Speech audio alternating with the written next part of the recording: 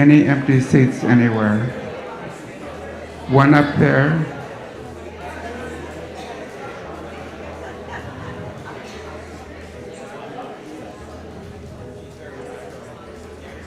Thank you very much, folks. Thank you.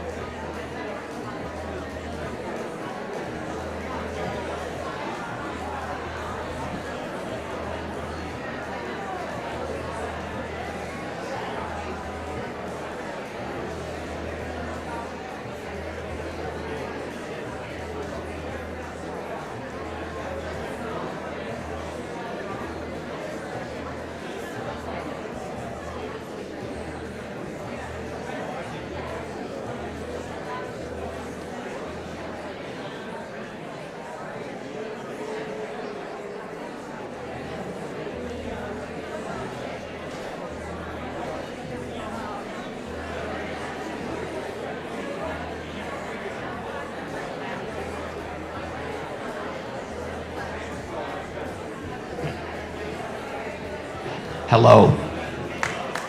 Hello. Yeah.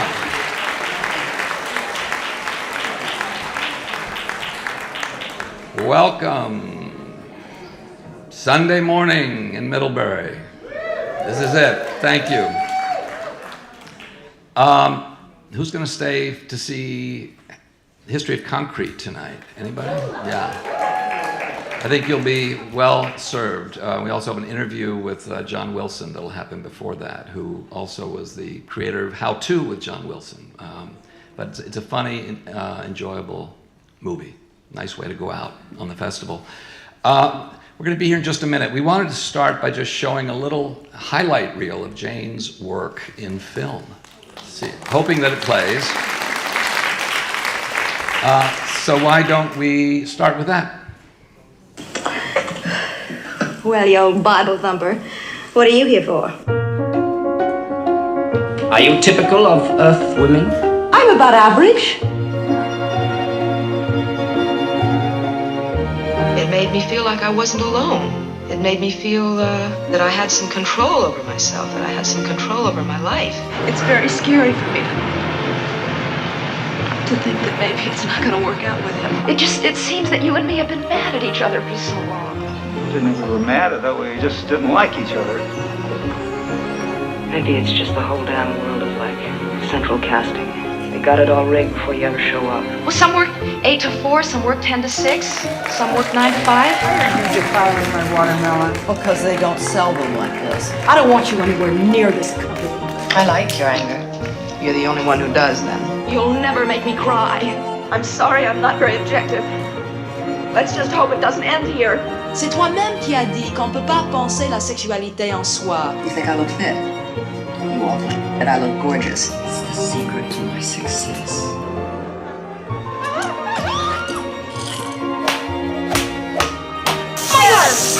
She was raised in California. Don't you worry about Ronnie. I'll take care of that.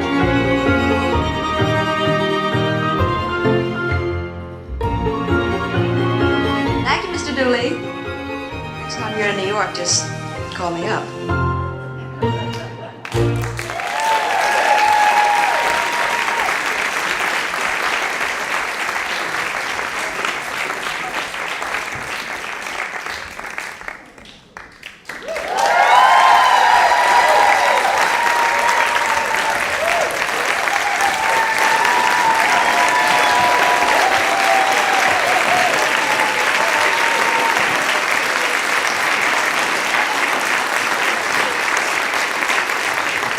I feel like I know everybody already.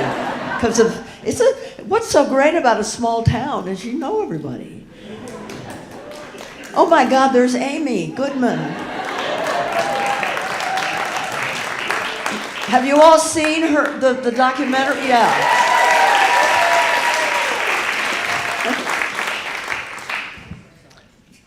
Small town, yes, you know everybody. Yeah, I know. It's so great. Everybody knows you. Yes. Move right in. That's right. Nobody would need to be introduced. We're ready. Okay. It's always nice to have a performance or a film screening where you get a standing ovation before it even happens. So from there on in, you're on safe territory. Okay. So, Jane, thank you. I met him in 1971.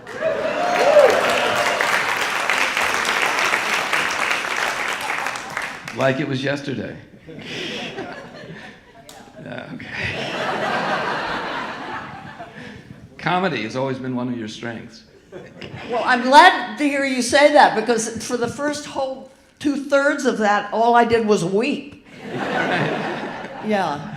I'm not funny as a person, but I've done a lot of comedies. Yeah. Well, I think, I mean, we just dig right into it. I mean, 9 to 5, okay? So around the time that I met, well, a little bit after I met you, I became part of a movement called the Indochina Peace Campaign, and one of my colleagues, her name was Karen Nussbaum from Boston, and her day job was organizing women office workers, and every time I'd see her, she would tell me these stories about secretaries and what they had to put up with, and then eventually I said, well, I got to make a movie about that, and so we began to develop a movie. It was kind of serious and dark. And then one day, I heard that Lily Tomlin was opening in a play downtown Los Angeles. And I had never seen her. I wasn't watching TV much. I hadn't seen Laugh In or anything. And so I went by myself down to see Lily Tomlin. It was called Appearing Nightly. And she played about 15 different characters and really embodied every one of them. And I was smitten. I had never seen talent like that in my life. And I was alone driving home. I got a little stoned, and I thought, I can't make a movie about secretaries without having Lily Tomlin in it. And then, I'm driving along, turned on the radio, Two Doors Down, Dolly Parton singing Two Doors Down, and I thought, oh my God. Imagine Dolly as a secretary. She can't see her fingers when she types. And I didn't know if she could act. She'd never been in a movie, but it didn't matter. And so we had to do a whole different kind of take on the story. Obviously, it had to be a comedy. Yeah. And the rest is history. Yeah. Well, and it was brilliant casting, really. She is so present with. Yeah, no, she was extraordinary, and somebody said she's the last person that everyone loved, really. And everyone. And her, huh? Everyone, yeah. Everyone loved Dolly Parton, and she was so smart. Yeah, yeah, and the impact of her involvement with that film really effectively took the film to exactly the working class population, women, that was the ideal, audience for it, and really sort of it caused a sea change, I think, in thinking about feminism. Yeah, it didn't solve the problems for them, but it let everybody know what the problems were. And, we tried to make a sequel, but I'll tell you what the sequel would be. But all three of us would work 2 or 3 jobs. This is the reality. We would not know our boss because we'd be gig workers, right? We'd be contracted out to the insurance company and we'd be spied on because now we work on, it's so much worse. Mm-hmm. And I couldn't get any Hollywood writers to do the research to do that. And well, maybe there'll be somebody that volunteers today like me.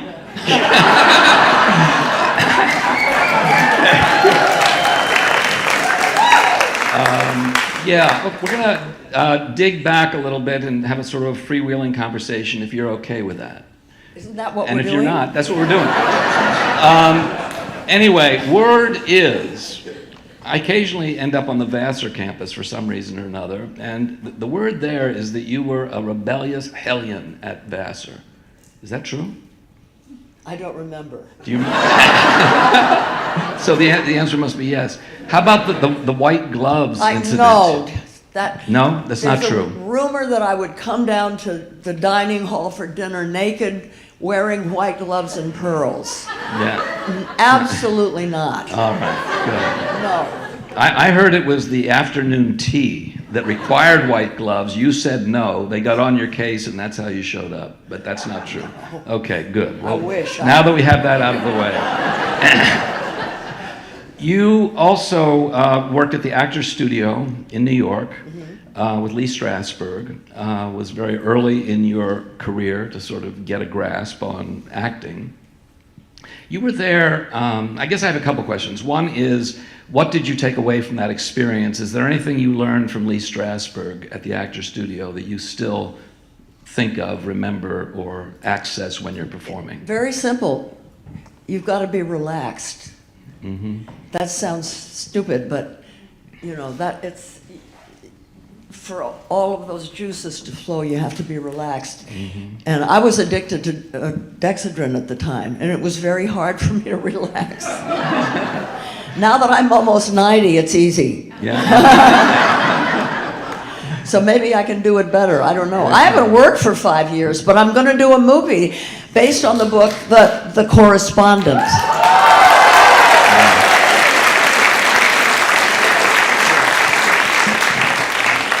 Now, Marilyn Monroe was at the Actors Studio when you were, yes? She was in the private classes with me, and we would sit in the back row, and both of us were too scared to ever do anything. Mm-hmm. Yeah. I mean, she had acted prior to that, but she wanted to sort of up her game. She was... she wanted to be taken seriously. She wanted to be taken seriously. And get over her fear. Mm-hmm. I mean, is there anything you observed with Marilyn in terms of what she was accomplishing, how she was... Now, was this before she did The Misfits? Yeah. Probably was, which was really a fabulous performance by her. Is there anything you took away from... Well, she was frail and scared, and she'd have no makeup and a scarf around her head, and we'd walk after class down out into the streets, and nobody had any idea who she was. I don't know, she felt very fragile. Mm-hmm. Yeah. And oddly enough, we liked each other, I'll never forget, there was a New Year's Eve party at Lee Strasberg's, and she came kind of late, and she walked in the room, and what happened to the men in the room was scary. I mean, grown men began to shake. It was weird. And she came straight to me. Mm-hmm. I think she felt safe when I was really young. She felt safe with young people, and yeah. I was on the set when she was making Some Like It Hot. And anyway. Yeah. It was anyway. She had a light that she carried it was like she radiated a light. It was very interesting. Mm-hmm. Bruce Dern was there at that point too. I beg your pardon? Wasn't Bruce Dern at the Actors Studio then too? I don't know. I made a movie. He was in They Shoot Horses. And Coming Home, yeah. And Coming Home. Right. I can't remember. Mm-hmm. Did, it seemed to me that both Marilyn was an example of a figure whose celebrity sort of trapped her. And she had to always deal with the idea of what people thought Marilyn Monroe was. I mean, Elvis is sort of the same thing. There's a film recently that was done of Elvis performing in Las Vegas where you can see how trapped he was, really, by what people expected him to be. Did you ever deal with the question of what people expected Jane Fonda to be? I don't know. I don't know. So you didn't feel that you were under pressure to be a certain way or I was present always a certain supposed to way? be thin. The first director that I had, he wanted me to pull out my back teeth and break my jaw so that my face would have more shape. Wow. You didn't do it? No. Yeah. Yeah. I did other things. Okay. You know what is there's so many things that are so great about getting old. And one of them is that people don't have those kind of expectations anymore. I don't have to worry about someone thinking I should break my jaw or anything like that. Yeah. Actually, when I worked with It's fun being old. I feel lucky. Yeah, right. Good. It's like you got nothing the fuck to lose, right? Especially women. Women get so brave when they're older.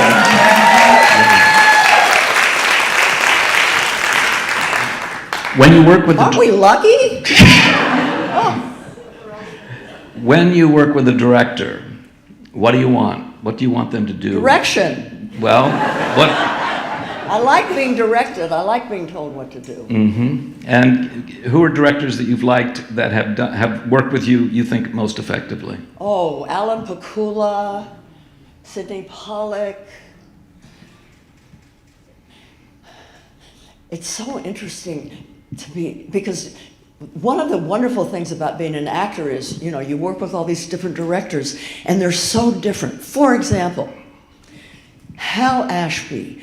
Hal Ashby started off as an editor. An editor works by himself or herself in a room, molding a film through what he or she chooses to keep in it or get rid of it.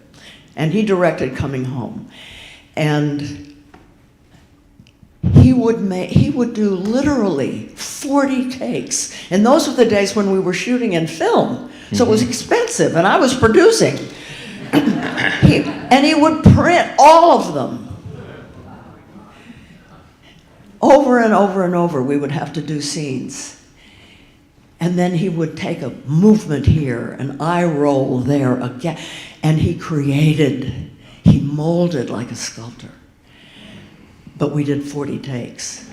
Fred Zinnemann, who directed Julia, would do one take. Maybe two if the camera broke. And I said to Vanessa Redgrave, how does he do this? She said, he casts correctly. You get the actors you want for the part, and then they do what you... But it's interesting for an actor to have those kind of extreme differences. And then you had something like Alan Pakula, who should have been a shrink. He had two great things in terms of females that were working with him. He loved women. He was really good with women.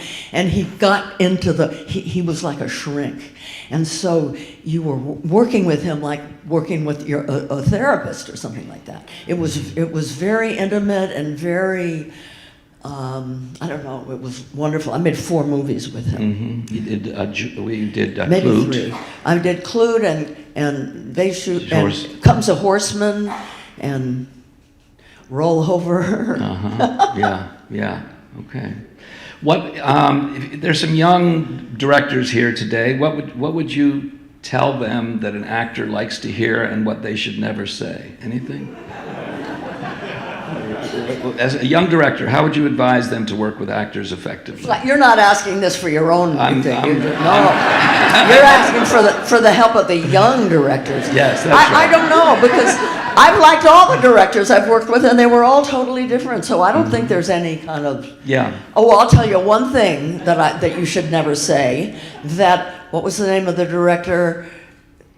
Vanessa, who directed My Daughter's Here? My daughter lives in Vermont. Who directed Butler? Lee Daniels.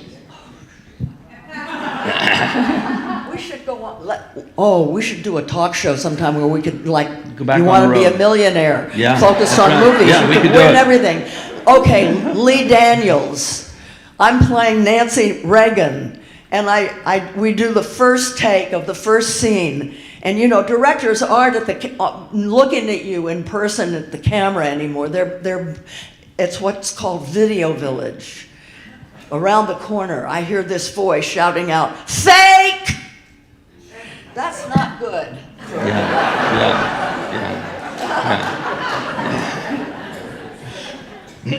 No, it's. I tell my students, first of all, the job of a director is to create conditions for everyone else to do good work, basically, for starters.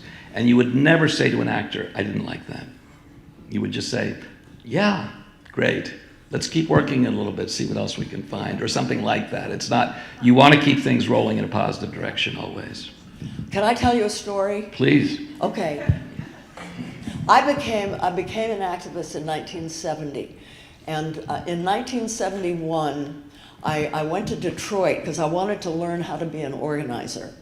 And I got taken under the wing of a lawyer, a black revolutionary lawyer named Ken Cockrell.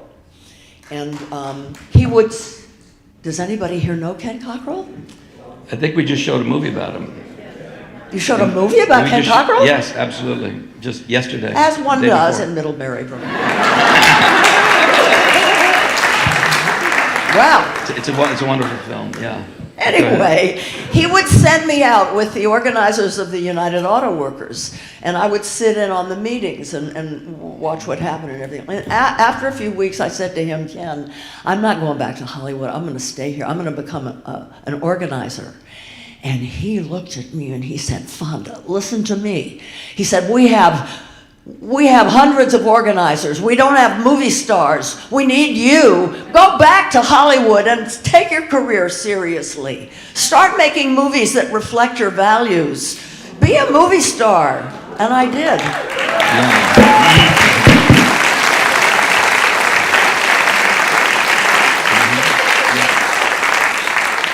And he changed my life. I went back and I made Coming Home and 9 to 5 and all those other movies. I can talk loud. I don't need a mic.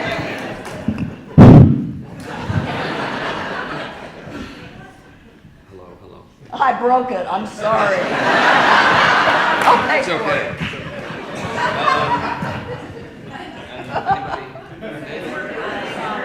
I'm sorry.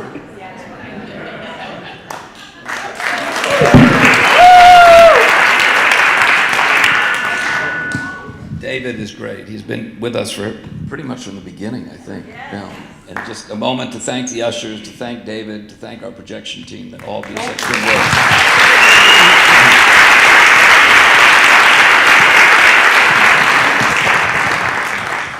There's a lot of gray hair here. Hello. In thinking, we may jump back to acting, but since we're on to the activist thing a minute, I think that one of the things that impressed me from day one of knowing you was how much you fully committed, all the work that you did, all the risks that you took, which included really the risks of losing your acting career. That must have crossed your mind at some point, that in committing to the activism, that you stood the possibility that you would lose your acting I didn't care, and I'll tell you why. My prior life had been so frivolous, and I so was not happy. I did not want to go back. I didn't care. The acting wasn't what was going to save me. We all need to answer this question: why am I here? We all ask ourselves that, right? And it can be, I raised my children well. You know, it can be any number of things, very specific, very small and personal, or something very big, but we need to know why we're here, what it means. And I could not have done that until I became an activist, and then it took me a while. But I don't like the feeling of being left behind by history. Mm-hmm. Yeah, clearly. You know what I mean? Yeah. I was pregnant with her. 1968, lying in bed. I had to have bed rest because I almost lost her, and watching the Tet Offensive on television, remember the March on the Pentagon when the young girls put the flowers and feeling, what the fuck am I doing? You know, and when you're pregnant, you're also like, you receive everything. You're like a sponge. I wanted to be part of it. I felt left behind. And then there was what happened at, you know, the les événements, the uprising of workers and students in Paris that almost overthrew the de Gaulle government. While she was in my belly, that happened. I mean, and she was born in 1968, so she's a creature of all that. Anyway, I'm rambling, sort of. What was the question?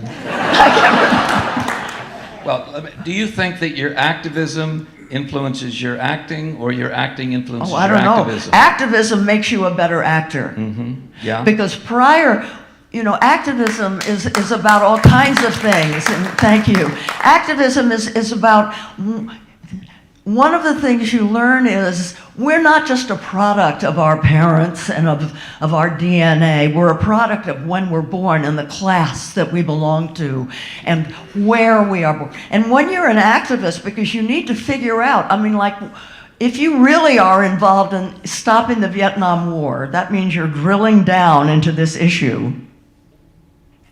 That means that you learn what racism is about. Then you learn what imperialism is about. You learn all of these things, and then you begin to think, well, why are we there? And so then you have to begin to understand these presidents. For example, talk about patriarchy being our main problem. Johnson saying to his historian, I can't withdraw the troops because Bobby Kennedy will call me an unmanly man. So us voters, we have to become psychiatrists when we vote. You know, if somebody, fucked up men who think they have to prove themselves, and so how many men died because somebody has to prove their manhood? Mm-hmm. So you learn to pay attention to where the character is born and what class the character is, and all kinds of things that have nothing to do with Freud or, of the things that you were working on in the beginning. And so you broaden. Mm-hmm. Yeah. A feminist is going to be a better actor than a woman who's a trad wife. That's just true, because she's facing reality. And another thing about acting that I love is because you have to get inside the mind and body of another person, including people who are not very nice. You have to understand how they got that way.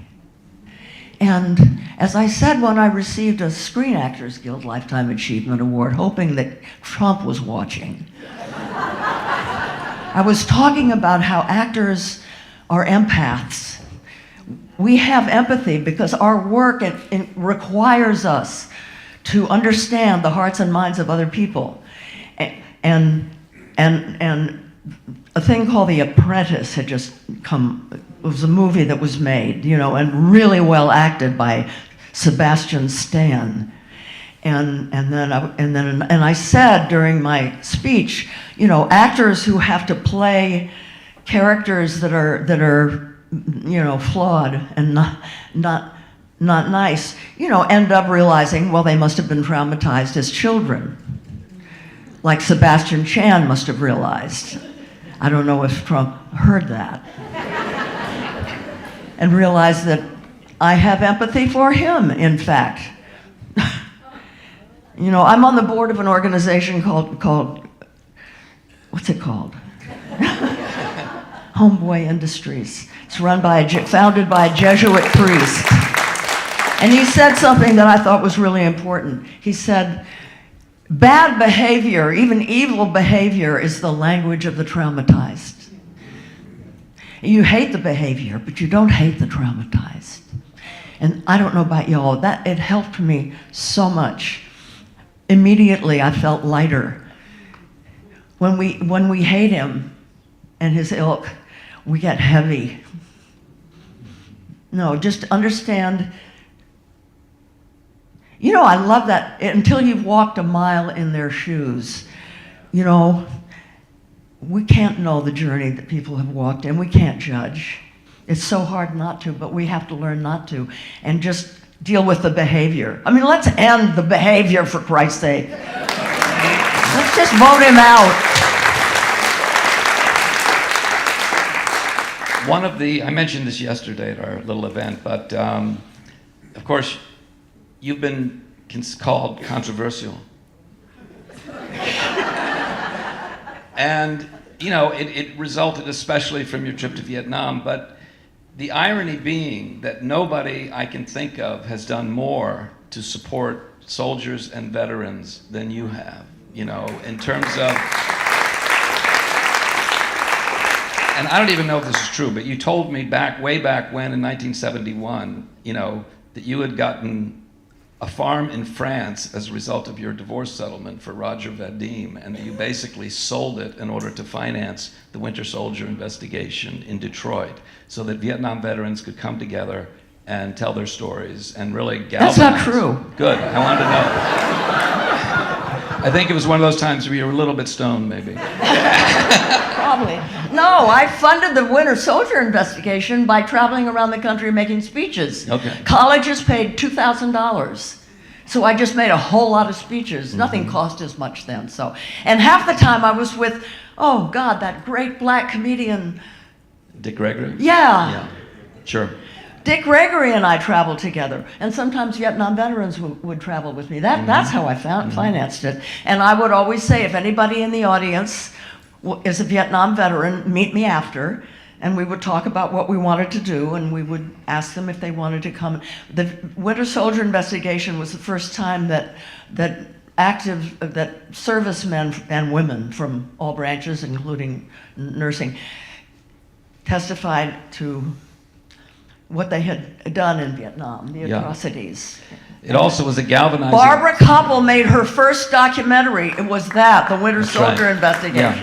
Yeah. No, it was at a little Howard Johnson's outside Detroit. That's right. Yeah. And it was a galvanizing moment in terms of the Vietnam veterans against the war that led directly... And John Kerry took total credit. Well... Yeah.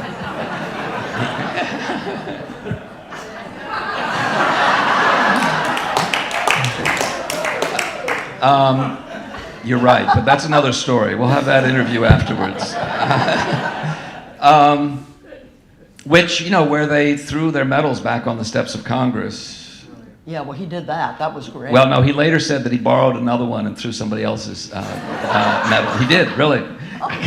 When he was under pressure for that, he said that he threw somebody else. Anyway, it's fine. And actually, if you want to go into it, we won't, but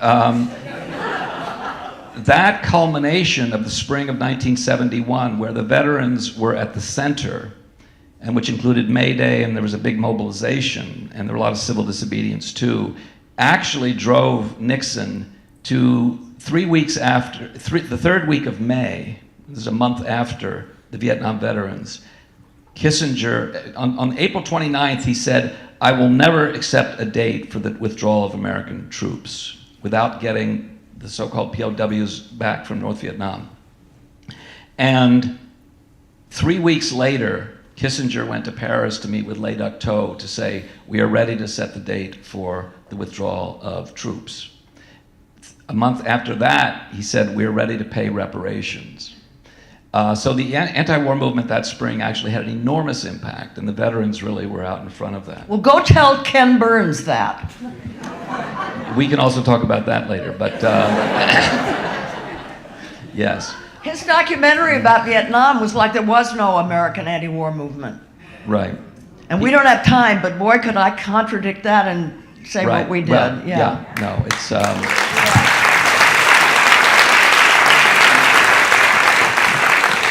Nixon was, of all of the aspects of the American anti-war movement, what worried Nixon the most, deservedly, was what was happening within the military. Yeah. And that do you know that when I went to North Vietnam in that infamous trip, there were 23,000 ground troops in South Vietnam. That's all, 23,000. And most of them were totally stoned out of their minds and fragging their officers, rolling hand grenades into to wound their officers so that they wouldn't send them out on suicide missions. I mean, it was in a state of utter collapse, and that's not my words, that's the famous military historian said that. I mean, it was in total shambles, and Nixon was right to be worried. So let's organize our military now.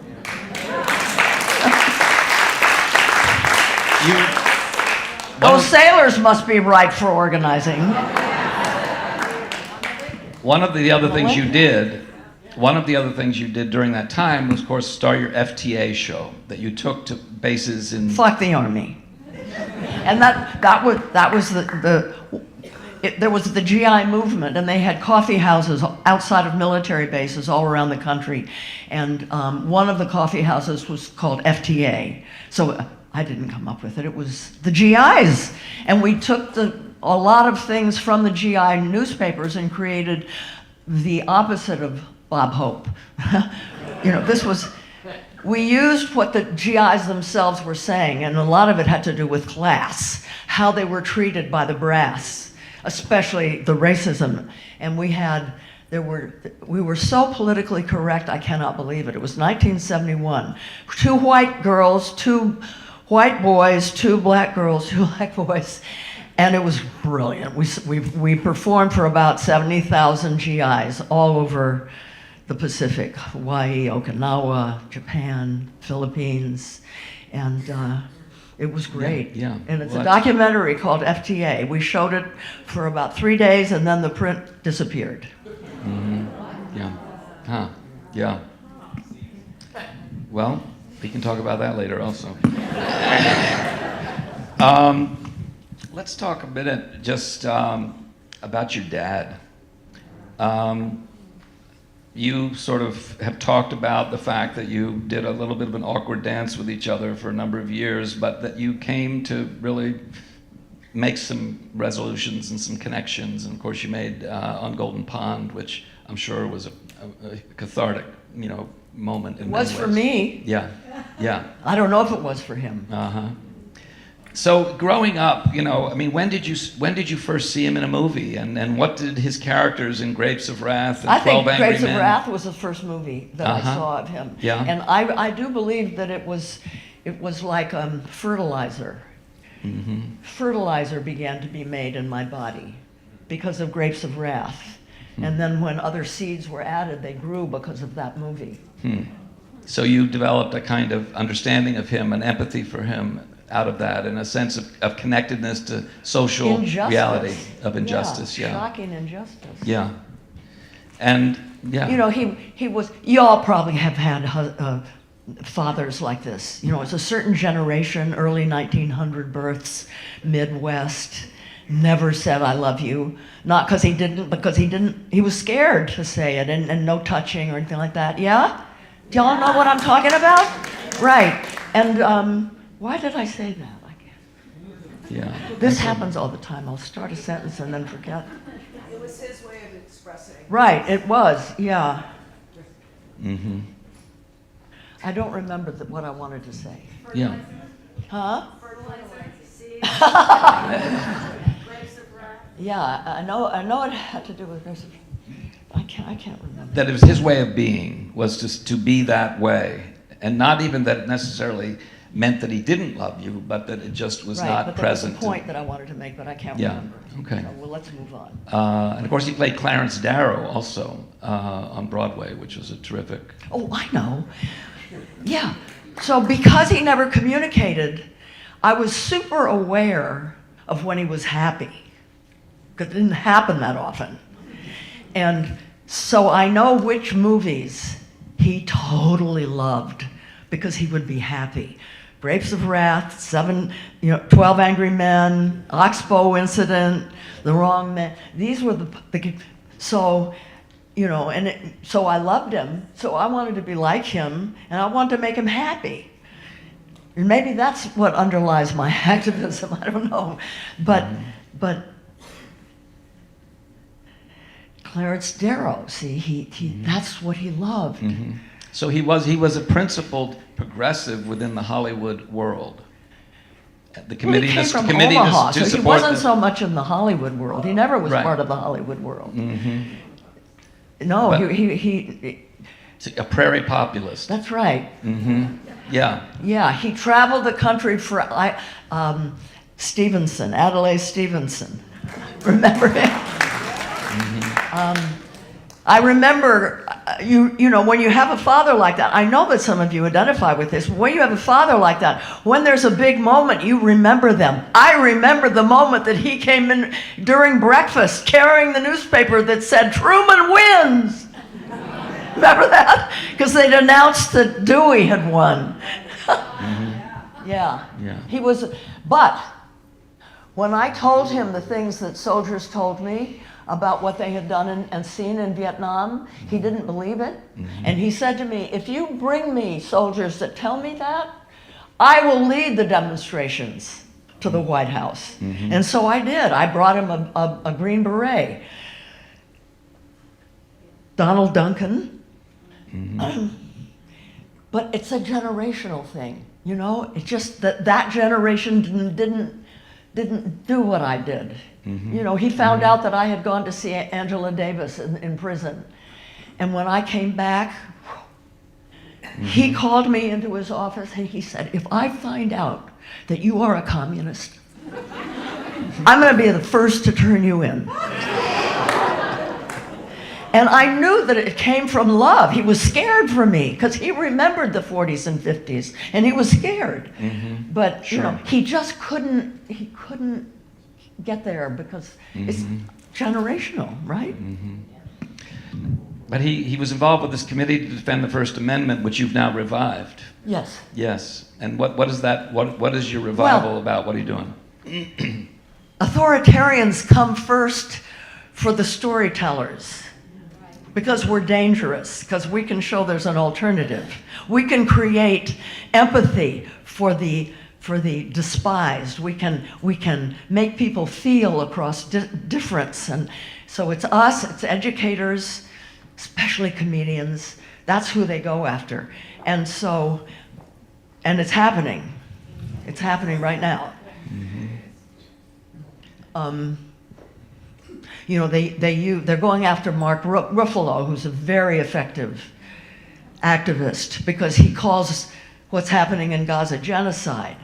And so they're now trying to boycott him and destroy him, and it's happening, and people are scared. They're asking, we have thousands of people who belong to the Committee for the First Amendment now. People are wanting their name taken off.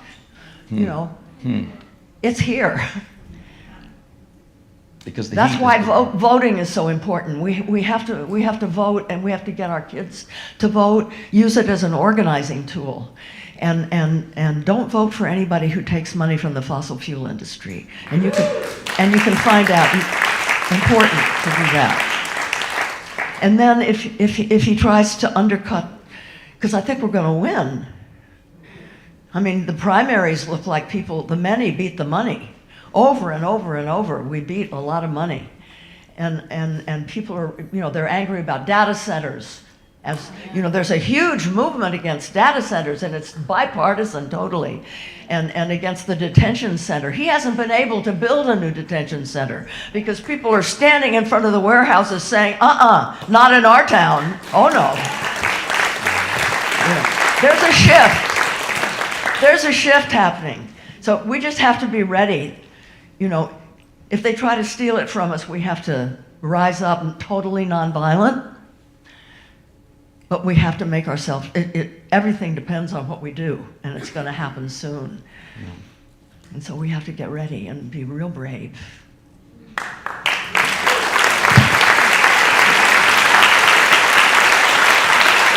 And we're going to win. We're going to win because there too many women will not go back. And I mean, there are just too many people who've won too many rights, and we are not going to go back. We will not allow the vote to be taken away. We will not allow us to, you know, to ruin the unions. And we're going to stand up, aren't we? Yeah.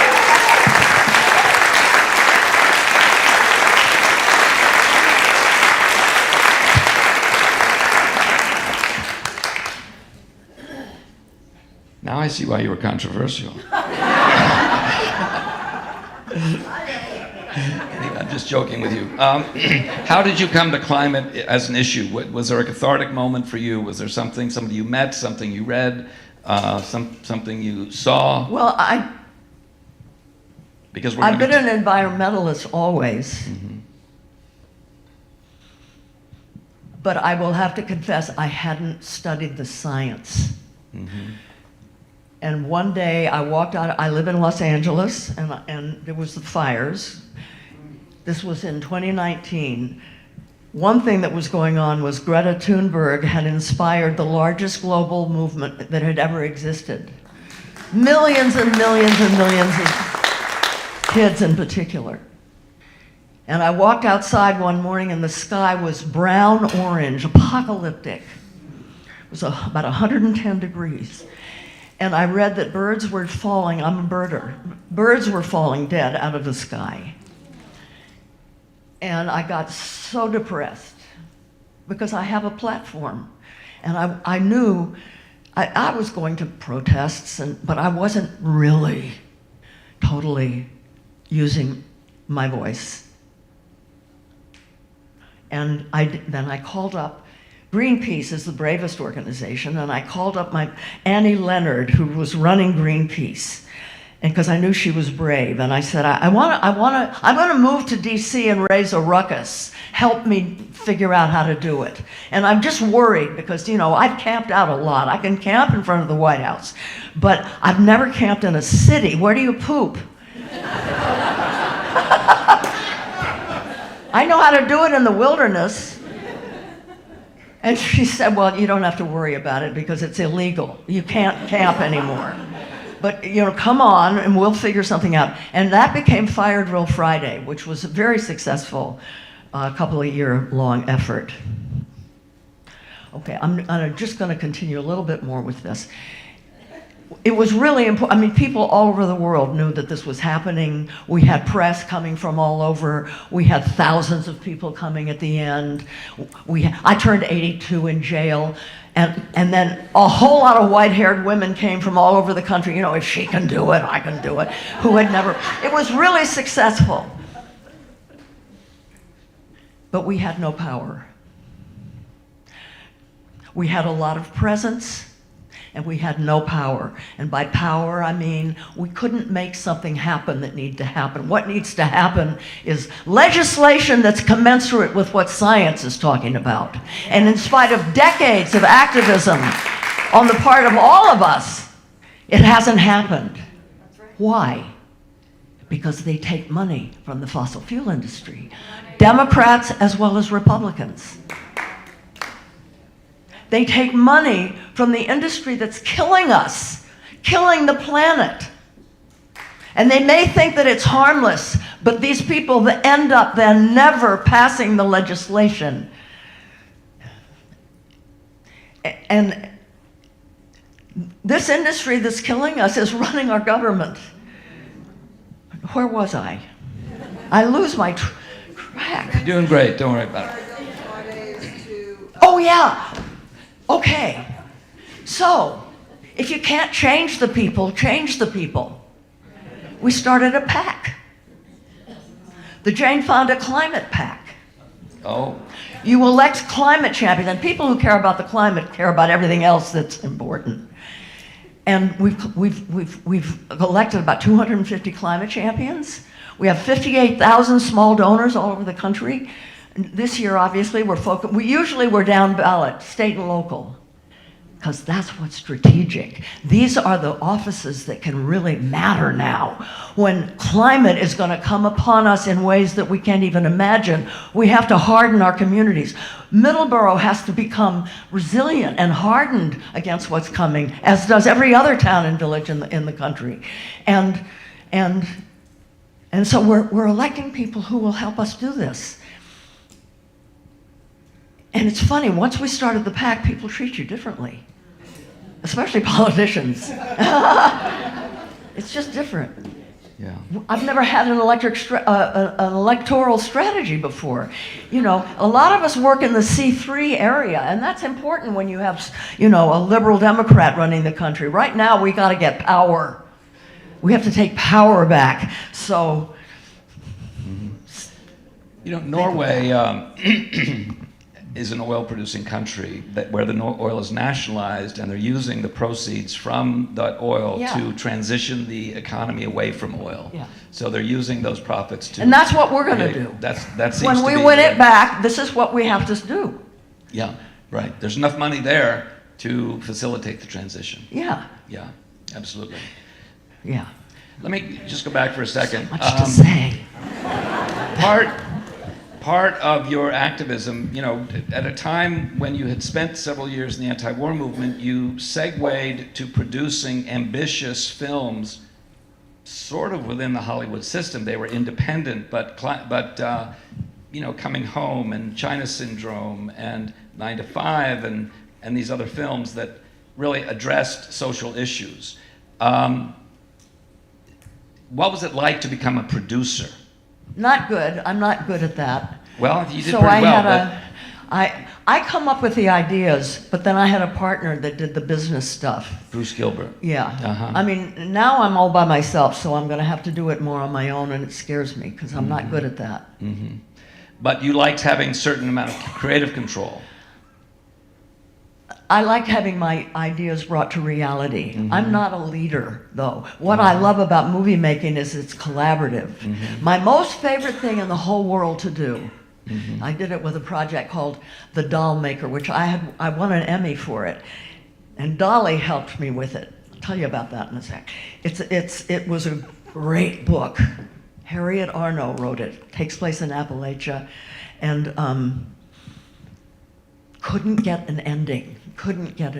And sitting in a circle, Hume Cronin and Susan Cooper and my producing partner and me, trying to figure out the ending and then coming up with it, and couldn't have done it singularly. We had to do it together, and such joy. Just such joy. And it's about The Doll Maker, right? It's rural Appalachia. Yeah. I had to play a hillbilly. The only hillbilly I knew was Dolly. It's not why I cast her in 9 to 5, but she knew I was working on this project. And I would ask her, you know, sometimes some ideas. And what she did at the end of 9 to 5, she said, I want to thank you for putting me in my first movie. And she invited me to come to Nashville and spend 10 days with her on her tour bus, touring Appalachia, looking for somebody that I could spend time with who could like frame my character. And that's exactly what happened. And we spent 10 days drunk. We were drunk the whole time. I didn't know it because in the Ozarks, she had a cousin who had a still. And she said, it's the best. I said, what makes it the best, White Lightning? And she said, it's been put through the sieve 3 times. And so she taught me. She came out with this big earthen jug, and she taught me how to hoist it. It was so pure, we didn't know. You know, it's basically White Lightning. I mean, maybe some of you have been to France, and you've had eau de vie, it's called, the water of life. It's basically White Lightning with a little flavoring in it. Anyway, Dolly and I spent 10 days on her tour bus. First, she had me sing backup at the Grand Ole Opry. I'm not kidding. The night I landed, I went with her to the Grand Ole. Thank God they didn't know who I was. And it was, you know, and I sang backup for Dolly. The next morning, her husband Carl cooked breakfast for us. Fried tomatoes, I'd never had. Anyway, so I asked him as we're sitting around this little breakfast table, I said, how did you meet? And I'm really getting off topic, but anyway, Dolly. He describes driving his truck down the street, and he said, and I saw her, she was drinking an RC Cola, standing in front of a laundromat, and she was, and he started using his hands to describe how she looked, and he got so worked up he fell over backwards in his chair. He really did. But 10 days, I never saw her without her full regalia. Never saw it. She plowed a field behind a mule in her full regalia and high heels.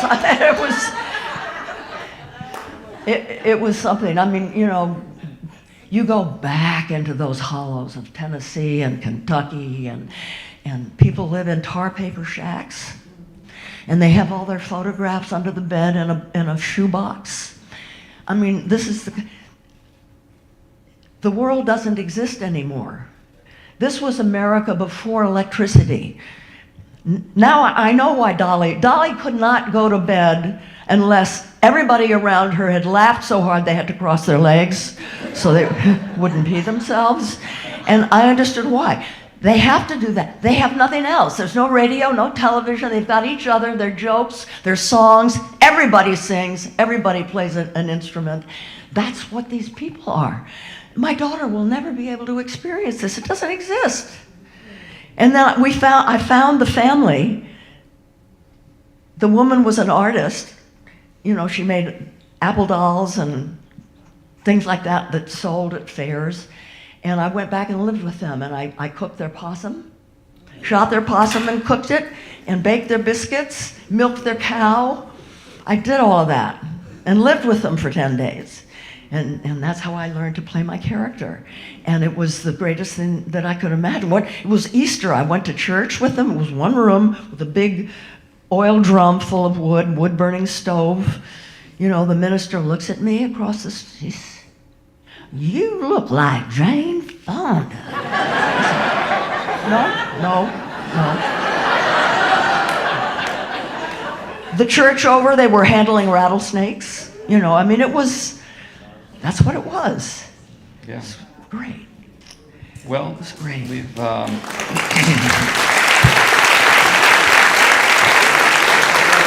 want to tell just one last, totally unrelated to anything story. A friend of hers, who had a woman who had been on the trip with us, had videotaped the whole thing, put it together in a video to send me. I'm looking at the video. Come to the end of the video. Carl, the late Carl, Dolly's husband, walking out of the back door of the kitchen wearing flippers, a mask and snorkels, cigar, bathing suit, carrying a chair. And he walks out, goes down into the hot tub, puts the chair in the hot tub, sits down, lifts up his mask, lights a cigar, and the film ends.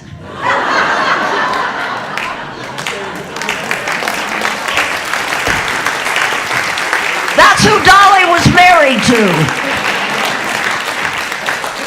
All right, Jane, thank you so much. You're so generous. And we love you.